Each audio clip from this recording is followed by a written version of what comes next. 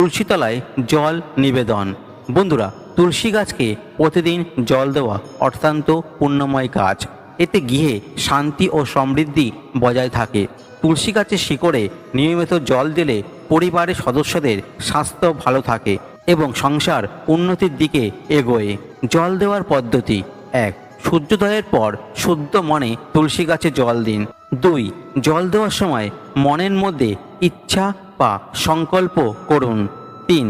জল দেওয়ার সঙ্গে সঙ্গে ওং শ্রী বৃন্দা দেবায় নমঃ বা ওং তুলসী দেবায় নমঃ মন্ত্র জপ করতে পারেন। জল ঢালার ফলাফল: 1. দীর্ঘদিনের অসফল ইচ্ছা পূর্ণ হয়। 2.